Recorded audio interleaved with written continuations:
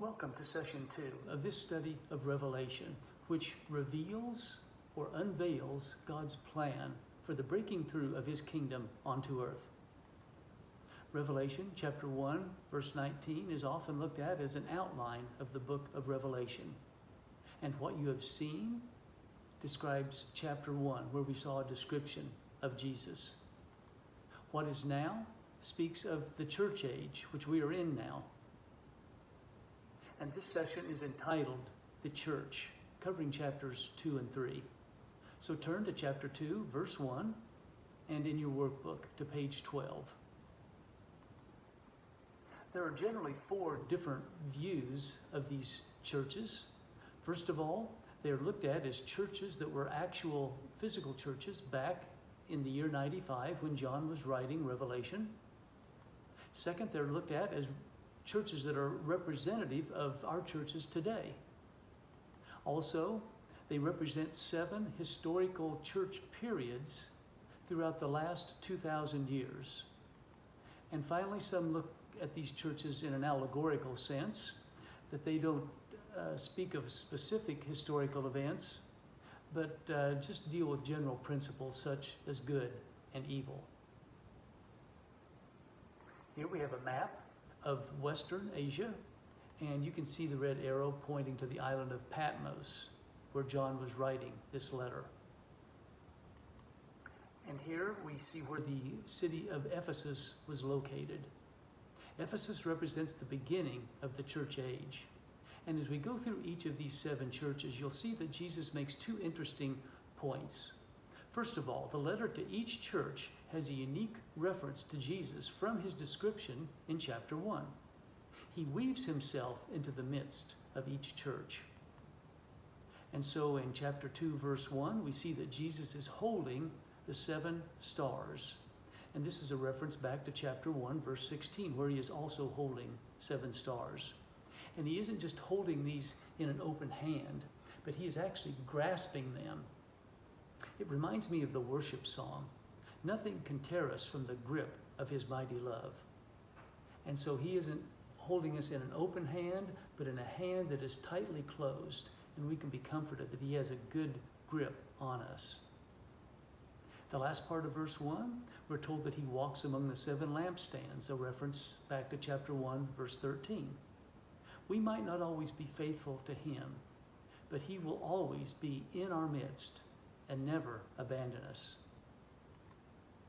A second interesting point, the letter to each church also has a unique reference to the city in which it was located.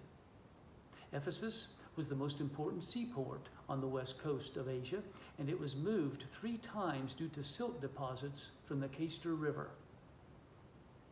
In verse 5, we read, Jesus says, "I will come and remove your lampstand if you don't repent." And so if you don't repent, your lampstand, your light, or your witness as a church will be removed, just as you were removed from the city. And why were they to repent? Because Ephesus, we see in verse 4, had abandoned their first love. Ephesus was the principal city of Asia Minor and the center of the Christian movement at that time. It was also a major financial center and the center of worship for Artemis, the fertility goddess. Her temple was one of the 7 wonders of the world, twice the size of a football field. In Acts chapter 19, Paul said Artemis was not a god, which led to a riot. And so in Acts 19, verse 29, we read that the city was filled with confusion, and they all rushed together into the amphitheater, which you can see a picture of here. Paul warned them of false teachers, which they took to heart.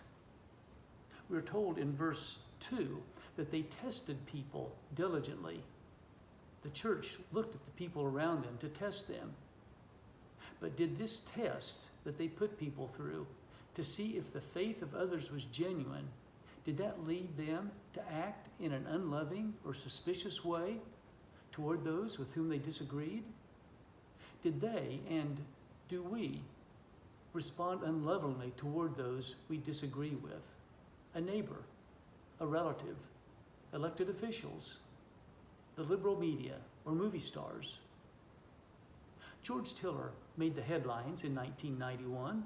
He was one of 3 doctors to do late-term abortions, and he was assassinated in his church in 2009 by someone that was protesting abortions. We're to love our enemies, and if we lose our love for others, does that also cause us to drift away from Jesus, our first love? We live in a pluralistic society. People have various beliefs. Many no longer believe the Bible to be the source of truth. And so this is a question we should ask ourselves regarding this first church. Do I fight for the truth, but in the process lose my love for others? In verse 5, this church was told to remember, to repent, and to do the works you did at first. The Temple of Artemis began as a tree shrine. Any criminal, by touching the tree in the middle of the temple, would be forgiven. Before being exiled to Patmos, John was the pastor of the church in Ephesus. And he may be thinking here of this tree as he hears Jesus' promise to the victor or to the overcomer. You will have the right to eat from the tree of life. The next church we'll read about is the church located in the city of Smyrna.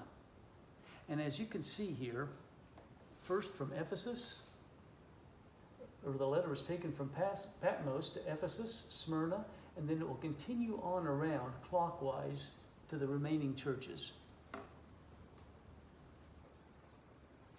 Smyrna comes from the word myrrh, and it's a reference to death.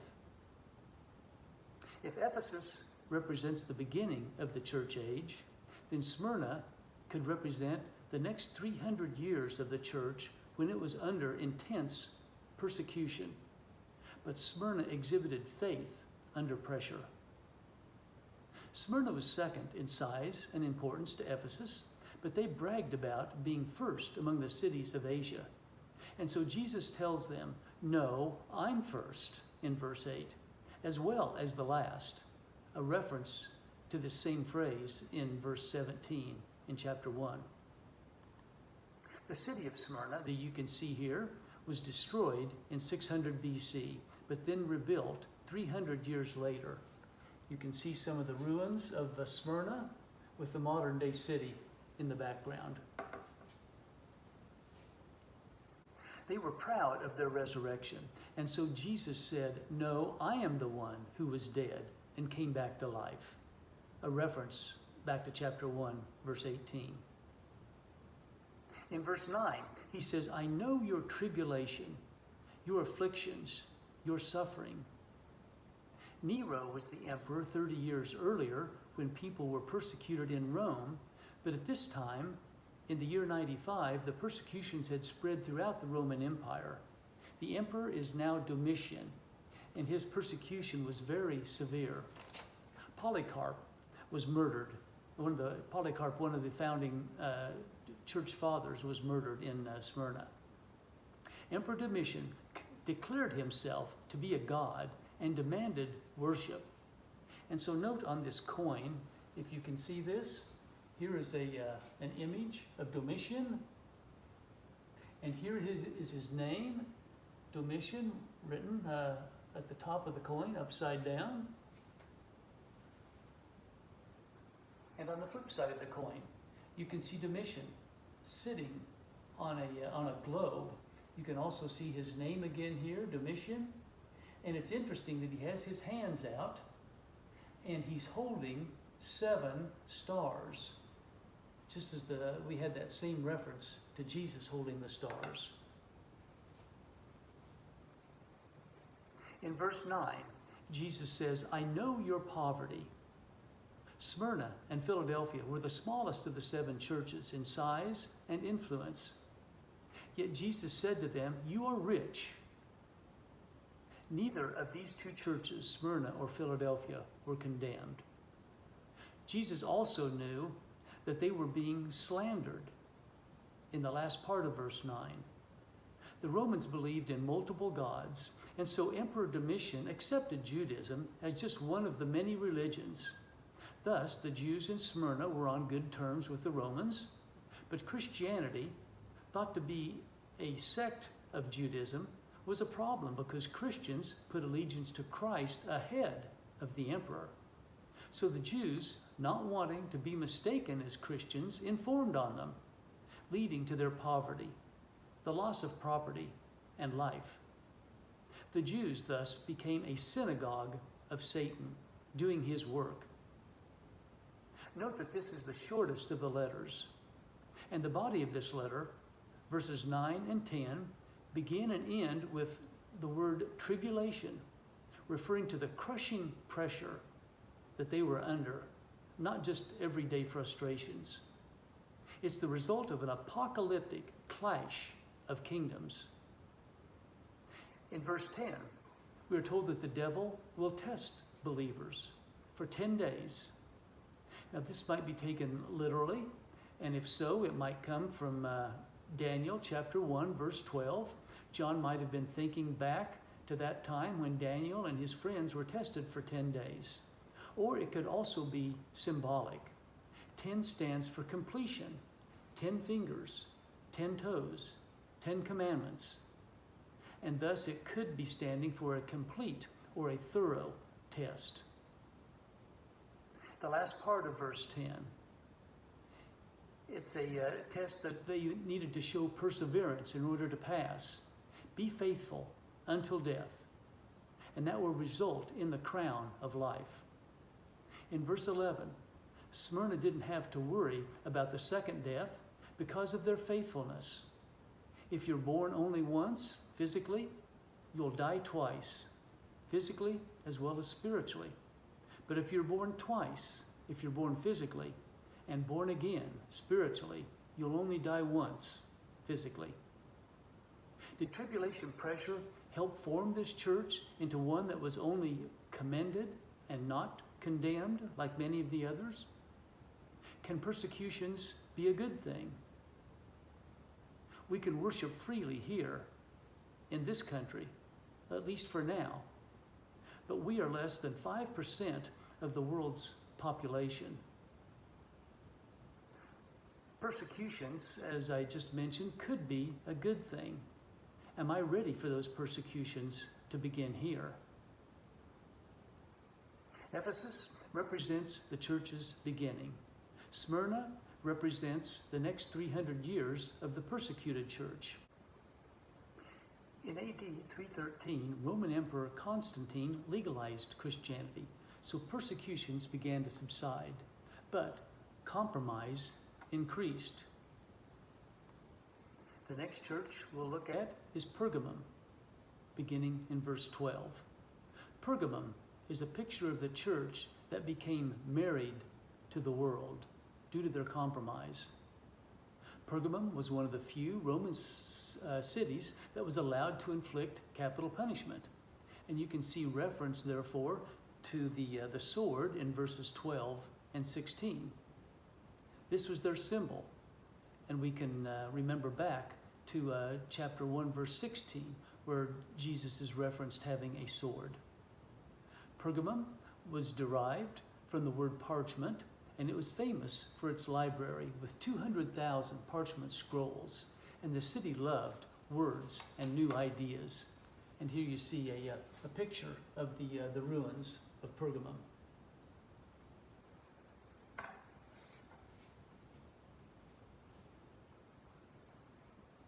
In verse 13, it mentions Satan's throne. Pergamum had numerous temples and altars. On a hill that rose 800 feet above the city, there was a huge altar to Zeus, the supreme ruler of the gods. Animals were sacrificed on this altar, Satan's throne, 24 hours a day. The smoke and the smell was always in the air, yet they remained true and held on to their beliefs. They grasped his name and remained faithful. Antipas, a faithful witness, was martyred there in Pergamum. In verses 14 and 15, we're told that some were following false teachers. Balaam and the Nicolaitans. And so, considering all these things that I've mentioned about Pergamum, the false teachers, the false gods such as Zeus, the many new ideas, the idea that there was now no longer persecution, and this all led to compromise. And so the question I have regarding this church is this: do I compromise with the world? Have I become married to the world? In verse 17, to the victor, manna, a source of sustenance during the Exodus. And it reminds us that Jesus is the bread of life, and that he will sustain us in the end times, both spiritually and physically. When friends parted, they divided a white stone. You can see that in verse 17. They would write their name on their half and give it to their friend, and it was a symbol of friendship. And so this verse is telling us that Jesus is our friend. The next city is Thyatira, starting in verse 18. Thyatira was a center of worship for Apollo, the son of Zeus. Both Apollo and Emperor Domitian were referred to as the sons of Zeus. So this is the only place in Revelation, in verse 18, where Jesus is called the Son of God. Later on in verse 18, it mentions that he had eyes like a fiery flame, a reference back to chapter 1, verse 14, and feet like bronze in chapter 1, verse 15. Thyatira was a prosperous commercial center, and the feet of bronze is a reference to the bronze metalworking industry that this city had. After complimenting them, their works of love and so forth, then Jesus began to criticize them. Thyatira was the first church that tolerated or allowed false teachers, teachers that promoted sexual immorality and idolatry. The greatest pressures in Pergamum were religious, with Zeus, as I mentioned earlier. But in Thyatira, there were also economic pressures from business interest. Who was Paul's first European convert? Here we have a picture. This black line represents the break between Asia and Europe. And Paul was the first to take the gospel to Europe, and the first city he went to was Philippi. And you remember that first convert? Lydia, a seller of purple cloth, and she was from Thyatira, we're told in Acts chapter 16, verse 14. Numerous trade guilds, or what we might refer to today as unions, centered their social activities around idol worship, eating meat sacrificed to idols, and temple prostitutes. And to not join could mean financial loss. And we can understand what this would be like today to lose a job because of pressures put on us. And so this was serious. I have a friend by the name of Sam who laid carpet when he was before he retired, and he showed up at one job, and as he was unloading his tools, the union boss came and asked him if he was a member of the union, and he said he was. And so the union boss said, well, I'll be back in a little bit to check your paperwork. And so Sam got busy, finished his job, and left in a hurry. And the reason was he wasn't actually a member of the carpet layers union, but he was a member of the credit union. And he knew that if he didn't go along with the union, he would not have been allowed to have finished that job. That was the kind of pressure that people such as Lydia were under in Thyatira as they carried out their different business interest. In chapter 2, verse 21, Jesus says, I gave her time to repent, but she refused, resulting in great tribulation unless they repent. This is a picture of a church going astray. And so the question I have regarding this church in Thyatira is this: faced with a difficult test, the possible loss of a job, a serious illness, will I trust God to supply my needs? In verses 25 and 26, Jesus tells them to hold on to what you have, and you will rule over the nations. And you'll also have the morning star, Jesus himself. That completes chapter 2. In the second half of this session, we'll begin with chapter 3 and the church at Sardis.